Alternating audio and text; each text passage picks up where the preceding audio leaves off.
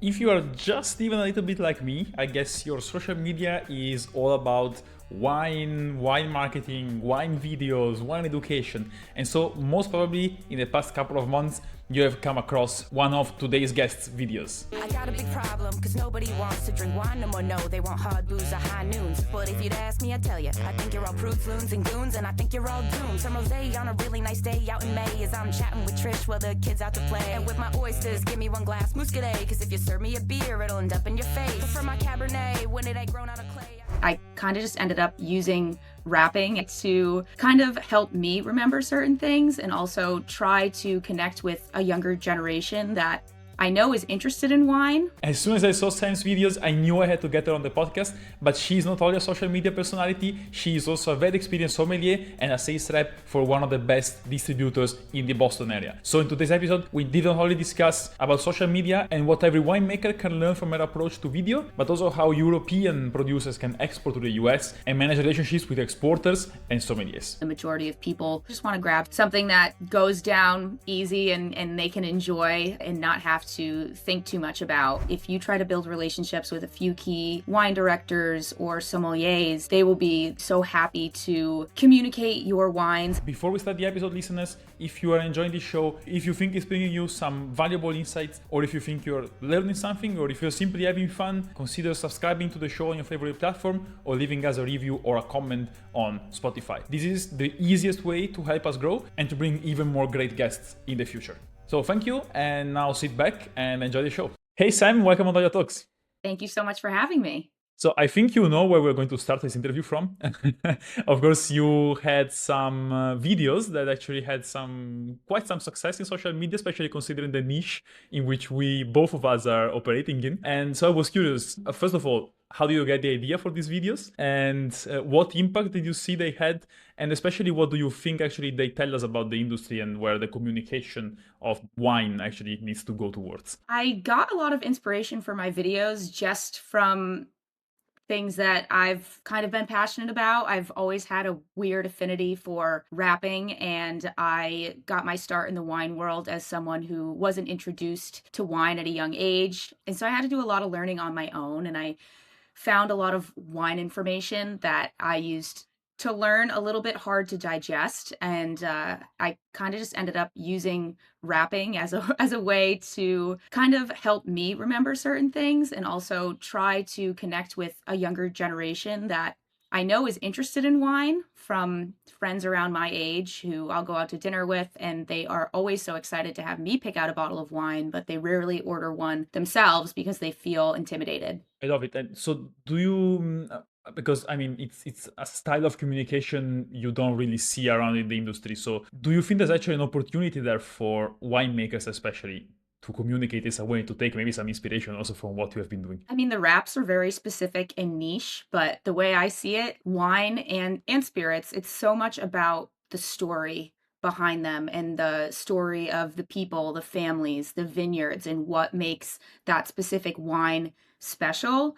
And I just find that the wraps are a really unique and interesting way where you can keep people entertained and also educate them on the stories behind these wines. And I find it a bit more palatable than standing there and just regurgitating a certain story with so many technical things that people might not be able to grab onto. Did you have any winemaker reach out to you to help them with the communication after your videos? No winemakers specifically, but I have had Okay. a few wineries and a few brands who have reached out to me just kind of interested in seeing what I'm doing and where I'm trying to take it. And so in general, you said there's a lot of people that actually are a bit intimidated by wine.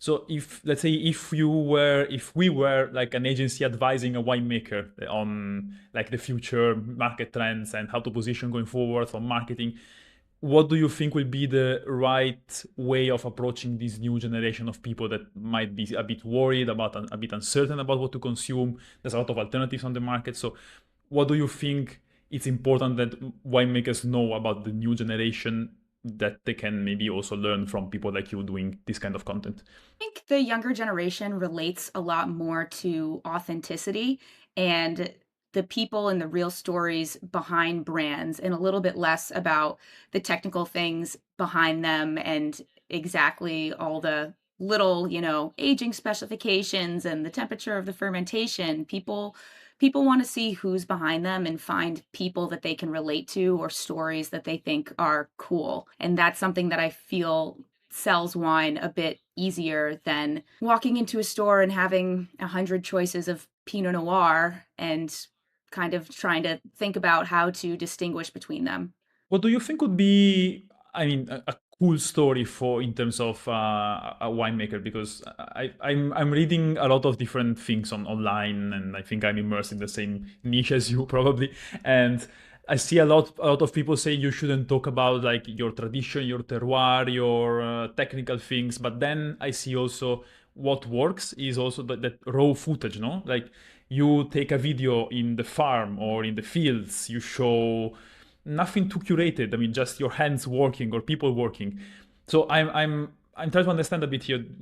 Where's the needle between like raw content and content that's really a more studied, a bit more structured? So what do you think is the type of content that might work best in the industry? Maybe some videos having people get to know the people behind the brands, and the real people behind the winemaking and the branding and everything that goes into it. And it doesn't necessarily have to do entirely with the wine, kind of what these people's lives look like and how much effort and energy they put into their wines. I think that could go a long way.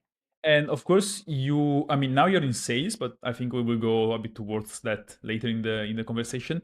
But your career started as a sommelier. I actually speak to a lot of winemakers that tell me they would love to. I had one that told me if I had infinite budget, I will bring all the sommeliers from all the restaurants we work with in the winery and show them how we work and tell them something about our wines. So, since you have been a sommelier and you are a sommelier, what's the role in the whole strategy, in the whole communication strategy of a winery of sommeliers, and what do you think is the impact and influence of sommeliers in the sales process? I mean, the a sommelier is often the last person before the wine touches a consumer on the restaurant side or in restaurants that are lucky enough to have sommeliers.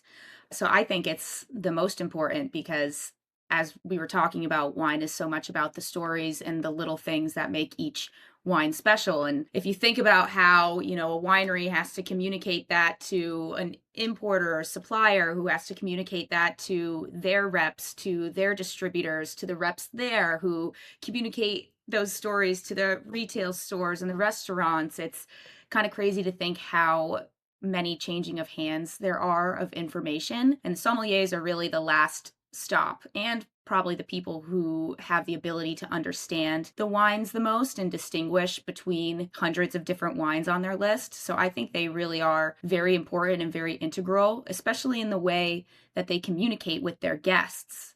It's trying to find a way to communicate information without making it feel too heavy or too technical, but also having people understand the wine in a way. How does the whole process of choosing which wines to recommend? I mean, because I guess there's a choice, no, in the whole deciding what the wine list look like, what wines are going to suggest to your customers. So how does this whole process look like? Is it mostly a decision of the sommeliers? Do wineries send people to train the sommeliers? So how does this process of creating the wine list and deciding which wines to recommend work? I would say it definitely depends on the program, how many bottles of wine you want to have on your list to begin with, and you'd probably curate it towards your cuisine while also keeping things that people are always going to want to drink on the list. Sancerre, New Zealand Sauvignon Blanc, Napa Cabernet, those are things that are going to be on every wine list. So I think for filling in the blanks, it often has a lot to do with price points. What price points are you missing on your menus? And then beyond that, price points and styles that you as a sommelier or wine director want to fill. I mean, there's hundreds of thousands of options you can put there. So it's kind of going to be wines that you're familiar with or that you have a connection to or things you've recently tasted that you really like. It kind of just has to be the perfect storm of a situation in order for a wine to make its way onto a list. But I feel the more relationship a sommelier can have to a wine, the more often it will probably end up on a list and be sold on lists. How does the relationship between the sommelier and the winemaker work? Because I guess it's impossible. I mean, winemakers cannot, as we said before, cannot get in touch and speak to every sommelier. Did you, in your experience, have winemakers or sales reps reach out directly, maybe to not only in terms of sales and transactions, but also maybe in terms of you should sell this wine in a certain way, or you should tell this story in a certain way? So is there some kind of interaction on that side between the winemaker and sommelier? In my previous roles, there never was when I was in a restaurant. I would say there's actually more of that for me being a sales rep. We're a little bit closer to closer to the communication on this side. I think the communication is a big piece, and whenever I am lucky enough to work with a winemaker or a winemaker comes into the market, I find that it's so much easier for me to understand and sell their wines after being able to spend a day with a winemaker and hearing how they talk about how they see these wines and where they think they should fit.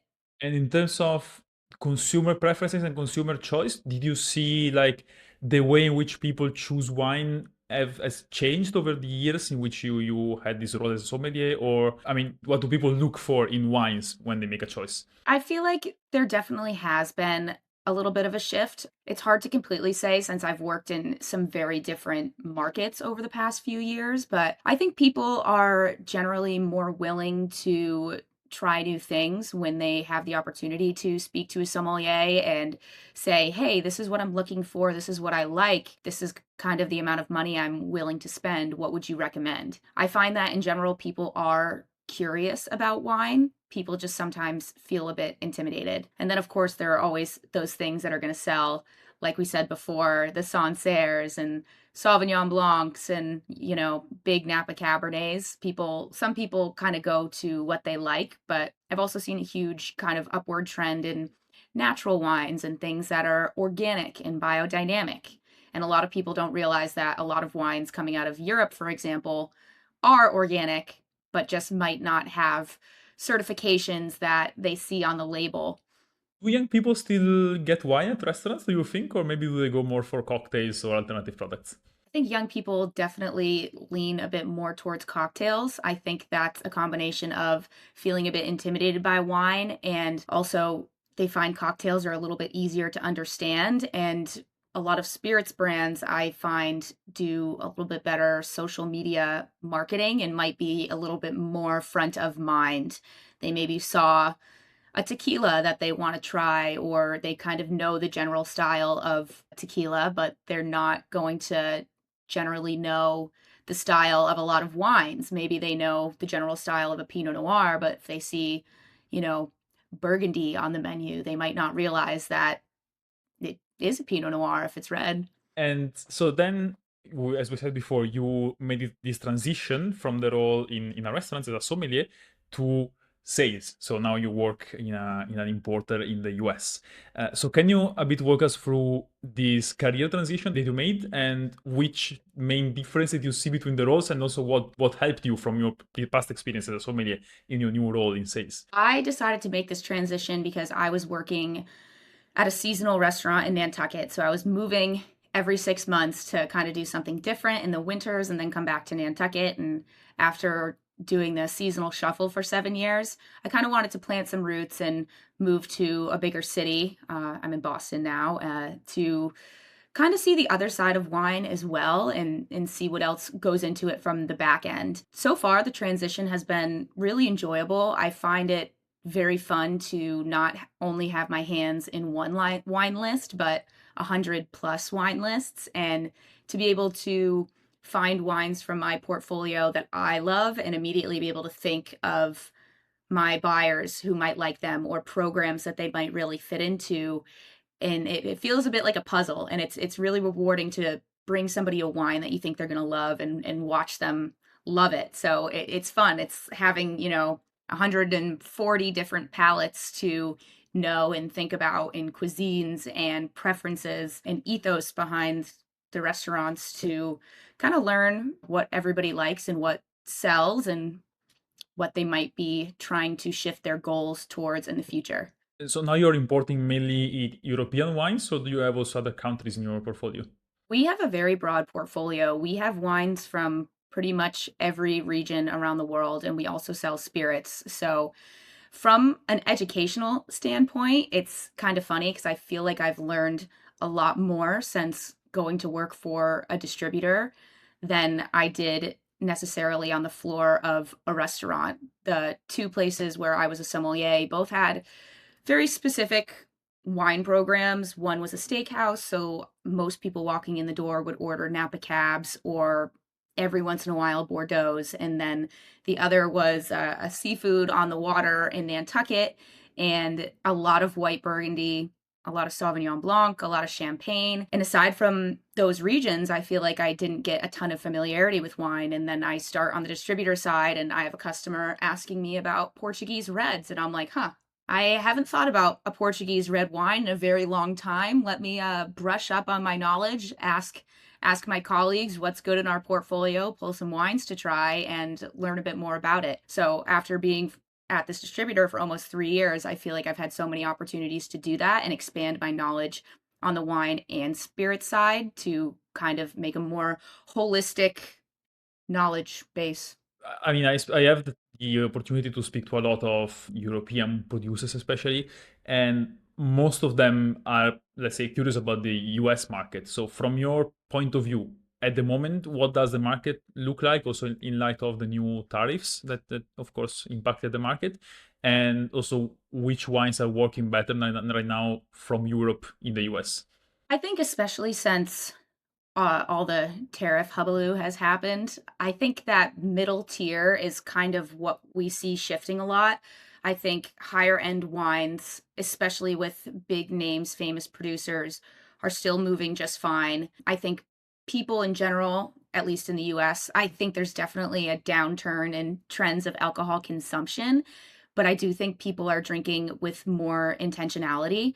I find my restaurants that have implemented Coravin programs to pour nicer wines by the glass that maybe cost 25, 30 plus dollars a glass are often becoming more successful than their entry level programs where wines may cost $14 a glass. But I find people would rather go out and have one really great glass of wine or two really great glasses of wine than having something that maybe is a bit more underwhelming.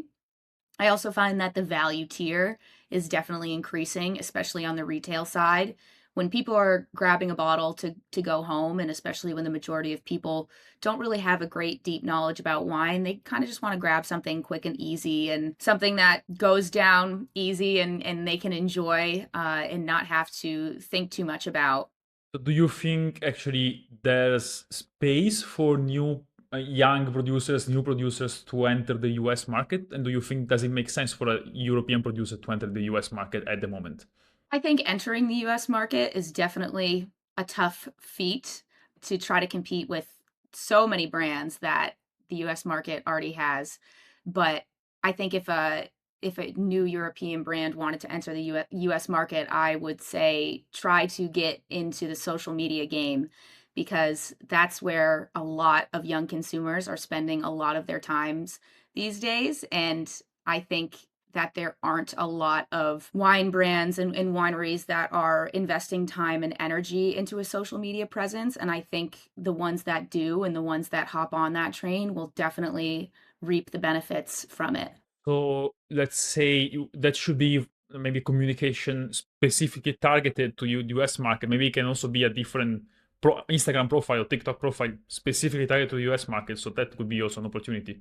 Yeah, I think that would be a good idea. I think especially with the rising age of social media and influencers, people are looking for brands that they can relate to and things that they can understand. And I always like to think about wine like women's cosmetics because that's pretty much the only other comparable market. There's so many different red lipsticks when I walk into a Sephora or any sort of makeup shop.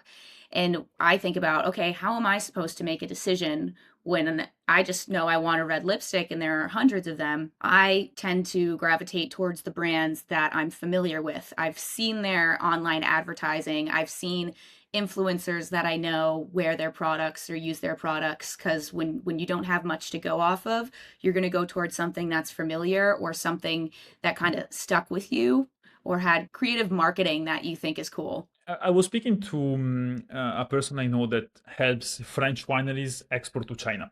And we were having a similar conversation. He was saying that you need a strong social media presence, specifically target to the Asian market to enter the market successfully. But it's not only that, it's also how you design your labels. So a lot of European producers are successful in China, also go through a whole rebranding process specifically for the market. For example, they use a lot of more red or they use some iconography. Do you think there's something similar happening in the US, or do the same kind of branding and visuals that we have in Europe work also on the US market? I think it depends. I think it depends on what a consumer is going in looking for. If they're looking for something that's an easier, lower price point, I find that the more simple labels or fun labels, eye-catching labels tend to work better. If somebody's going in trying to buy something maybe around 20, 25 bucks and they know they want a Chianti, for example, I find that labels that are more classic tend to do better when a consumer's going in looking for a medium, nice bottle of something that they are hoping is just gonna kind of fit exactly what they know of Chianti or whatever specific region they're looking for. And if we think of other type of beverages, for example, non-alcoholic drinks, non-alcoholic spirits, I was thinking something. I don't know. Maybe you can correct me, but if I'm wrong, I think like the taste of a US consumer is tends to be quite different from the taste of a European consumer. For example, US in the US, I know people like sweeter products, sugary products. In Europe, we're used to a bit more like dry product. Do you think there's an opportunity for non-alcoholic brands and other type of beverage brands that are born in Europe to go to the US, or are tastes totally different and maybe it's not worth it? I think there's definitely an opportunity. Number one, it's a hugely growing category at the moment. So I think there still is and will be a lot of room to grow. And I also think that I see the general palate of United States consumers shifting a little bit in that way. I think a big part of the low alcohol, no alcohol movement has a lot to do with people being a bit more focused on health and wellness. So I definitely see people reaching for brands that promote less sugar and less additives and things that have a little bit less alcohol or no alcohol. And I think when people are reaching for these things, oftentimes there's a health component in mind. And I think that brands that have lower sugar are doing better than the ones that pack their products with sugar. Since we are speaking about this market, do you see there are some new categories, some categories that are a bit hotter, let's say in the US? So some kind of products that are more liked and more researched by consumers compared to others. I don't know, for example, kombuchas or non-alcoholic spirits. So is there something that's hotter in the moment at the moment in the market? I think I've seen a lot of low alcohol wines become popular and a lot of non-alcoholic RTDs, so ready to drink cocktails. I find less people are reaching for not a bottle of a non-alcoholic spirit. I find that it's easier for people to reach for maybe a non-alcoholic can of something that they can bring to the beach or just have at home and not have to craft a cocktail themselves. And so of course, you mentioned you are in Boston. I guess we say import into the US. You actually don't import to the US. You import to cities in the US or to states in the US. So, what do you think is the opportunity in Boston compared maybe also to other cities? I mean, cities that are top of mind for everyone, like New York, San Francisco, Los Angeles. So, would you advise a winemaker to import to Boston, or maybe it's best to start with other larger or better known cities? I'm talking from Europe, from a European perspective. Guess I can't speak too much to places like New York, San Francisco, LA, just because I haven't worked in those markets. But I think Boston does have a pretty loyal drinking culture. I think if you build a brand and people catch on to it, I do think it can grow really quickly. I think again, speaking to the confusion that a lot of people feel behind wine brands specifically, I think when people find something they like and catch on to, they'll keep reaching for that same bottle because they know what to expect. And I see this all the time, especially in retail stores and even restaurants. I have restaurants that will go through a good amount of a maybe more obscure wine, and they say, "Oh yeah, we have this one customer who comes in every week and orders it." And I'm curious about Boston because so I see in Europe now in certain cities there is a growing wave of these new like smaller restaurants, gastronomic restaurants, which are pretty small, have a pretty short menu and have a very researched, very niche wine list and beverage list. Is that a trend that is happening that you see also happening in Boston, or are there more like generalist restaurant or let's say more popular restaurants compared to niche ones? Definitely think I see a trend going towards more niche restaurants. I think, again, the younger generation likes to have an experience. I think they like to kind of go somewhere and know what to expect. And I also think, from an educational standpoint, most restaurants in Boston don't have a sommelier on the floor. The majority of them rely on their serving staff or their bar staff to sell the wines. And the majority of these people don't have any, if a lot, of wine education. So I think it's almost better to have a smaller list that the staff might be more familiar with and more comfortable selling than having a huge list that someone might ask a question about and the staff member is going to say, I don't know. Or they might try to, fumble their way through it and tell somebody completely wrong information. So let's say if we try to summarize a bit everything we said about the US, could we maybe distill three key suggestions, three advices for a young, let's say Italian producer that's looking to export to the US for the first time? I would say focus on social media and focus on trying to build relationships with a few key accounts that you think could really spearhead your brand. If you try to build relationships with a few key wine directors or sommeliers and maybe come over and visit them in the market or even invite them over to visit your winery, I think they will be people that will be so happy to communicate your wines and sell your wines to other people and also have a better understanding of them. Lastly, I guess, I don't know, just really try to have a specific hole that you're trying to fill, or a really specific brand story. You want to have like one sentence that can communicate your brand, what makes your wine special, different, or the people behind it. So regarding your second point, you would say go before to the, let's say, the wine manager, the sommelier, so towards the restaurant rather than starting from the distributor. Is that what you were thinking about? Honestly, I would say yes. Maybe Okay. both at the same time would be helpful, but especially working for a distributor that carries a lot of brands, we have new brands come in all the time, and it's hard to really realize at first where the brand might fit. And I think you kind of need to let it have its own legs in a little way and kind of see where it can fit. Interesting. And what's the role of, for example, e-commerce in the market? I know I'm thinking of, I don't know, TikTok Shop or those kind of solutions that are more embedded into social media rather than specialist e-commerce. Is that something that people use in the US? Because in Europe, it's declining a lot. It's not that popular, and in China, I know it's very popular. So, how's it looking in the US?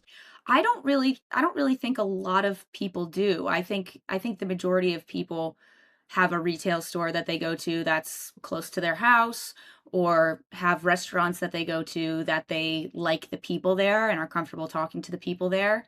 I think the social media piece is really great for communicating stories and growing brands and increasing brand recognition and familiarity, but I don't find that a lot of people I know are buying wine and spirits online. So I would say we gave pretty much a very good overview of what the US market looked like. I would like to move a bit towards the final section of this conversation, and it's a section I usually call the quick fire because it's where I ask you some very quick questions, and I'd like you to answer in as few sentences as you can. So the first one would be in March 2046, so 10 years from now. What happened to the wine market? Wow, I would like to think that it's it's kind of seen an upward trend, and I think it will. I think everything kind of goes in waves with the alcohol market, and I do think there was a big boom after COVID, and then it kind of naturally had a decline now, plus the health and wellness movement that's very prominent in the US. But I also see, alongside that movement, I see a growing need for the younger generation to connect with people and to feel a little bit less alone. I think that things like depression and loneliness are things that correlate kind of with things since after COVID and people staying inside more and being a little bit more used to sitting at home and going on social media rather than going out. And I also think that there was a huge amount of maybe drinking too much during COVID. And I think people kind of equate drinking to always having to drink too much. And I would hope that in 2036, the wine market might see a little bit of an influx of more people, again, drinking more intentionally and going out and sharing a bottle of wine and having an experience. Because I think that's also something that the younger generation is really into is experiencing a new restaurant or experiencing new things. And I think wine kind of speaks to that in the way of something that's truly shared. It's almost like a shared story that can go along so well with a meal at a table. In your researches, in your tastes, in your travels, what do you think is the most underrated wine region in the world, or in Europe, or in the world in general? Oh, that's such a hard one. I really love wines from Sicily, and especially coming from a place where I was on an island outside of Cape Cod, and most people were there in the summer. I love the wines from Sicily. I think they're so mineral and beautiful and easy to drink. And also Portugal. I think I've recently kind of gotten into Portuguese reds and whites, specifically from the Douro Valley, and I think those wines are so cool. And those are not as popular in the US, you're saying? Yes, definitely so. Uh-huh. Interesting. Okay, then there's if someone from Sicily or Portugal is listening, there's a huge opportunity then. Sicily a little bit less. I would say those wines are definitely a Okay. little bit more prominent. Nice, nice, nice. And in terms of type of wine, do you think there's some kind of, I mean, of course you mentioned champagne and the most popular ones. Do you think there's a specific type of wine that's less popular and has the potential to actually become much more popular in the market? I would say maybe things like cremants that are made the same way as champagnes and can taste almost just as good, but be a fraction of the price. I think people kind of tie themselves to these huge, big name regions like Champagne and Barolo and places like that. And I think regions that are close and similar. I think of like Sancerre that is getting so expensive now, and people don't realize there are so many other beautiful Sauvignon Blancs from the Loire Valley that cost a fraction of the price. But especially when Americans read a European wine label, it doesn't just say, "Oh, this is Sauvignon Blanc from the Loire Valley." A lot of my friends still think Sancerre is a grape, so I don't know what they think of Manitou Salon or Bois Fumé. They probably think those are grapes too. So I think the educational piece is also something that can be expanded a little bit, but again, kind of similar to my videos, I don't think sitting in front of a camera and trying to explain wine to people is really going to get that far. And regarding the cremants, I have to agree. I'm in I live in Luxembourg. I think I mentioned to you. There are some very, very good cremants. And actually, the producers here of cremants here tend to be like smaller companies, which actually, I think, have the potential to have that kind of communication of narrative that is a bit more personal and a bit more related to like the people. So I think that's a very good opportunity for these kind of producers. So the third question for you. So let's say you inherited a winery. You wake up tomorrow, you discover you inherited a winery in Europe. We not specific to any area or to any region. Let's say a winery in Europe. Which are the first three things you do? Gosh, number one, I guess probably make sure I learn a little bit more about exactly what goes into making this certain wine, learning about the soil, learning about the region. I'd probably call in some of my trusted sommelier friends to come and give me brutally honest opinions about the wine. And I would try to figure out the real story behind it and what makes it different and what makes it special and how I can communicate that story in a way that makes people want to drink it. To complete the sentence, the wine industry would be much better off if it stopped. If it stopped being pretentious about education, I think even as someone who studied wine in a pretty formal setting, I felt a lot of the education was a bit pretentious and a bit intimidating in a way where I was often intimidated to ask questions, even while sitting in a class that I was in to learn more about wine. And I think making people feel stupid or silly for not knowing that Sancerre is a region and not a grape is not only unproductive, but it's kind of mean, because as wine professionals, this is our job, but most people, unless you grow up in a family that's very into wine, most people don't have the same opportunity and exposure to learn these things that we as sommeliers and wine professionals find as basic information. Which I think is what low no alcohol products are doing much better, a much better job at. I mean, I have this product at home. It's a Berlin startup that makes this super nice aperitif. What their communication is, it tastes like summer. It's lemony. You can make cocktails with it. I don't know anything else about them. And the product is great. But I think, I mean, I feel like I understand the product. It's much simpler than wine. I can agree on that. But still, it's easier from a consumer perspective to drink those kind of products. Yeah, in the same way, I think, you can go into a restaurant and enjoy a beautiful meal, but you don't need to know everything about how it was made. You probably couldn't recreate that meal at home or tell someone exactly how, the fish they had was prepared or what kind of ingredients were in the sauce, but they can still enjoy it and want to go back and get it again.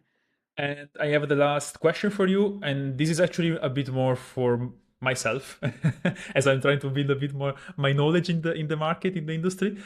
Which is your favorite wine? And by favorite wine, I mean if we had, I don't know, dinner or if we met for a drink, what would we drink? Oh, I'm a big fan of Pellini Montrachet. Okay. I think probably one of my favorite wines I've ever had was a 2017 Olivier Laflave Pellini Montrachet Pucelle, and it's a wine I often think about and wish I could afford to drink on a more regular occasion. So that's not a But I very do love white actionable advice burgundies. then. Okay. Very good, Sam. It was a very good conversation, and thank you for being on the show. Yeah, thank you so much for having me.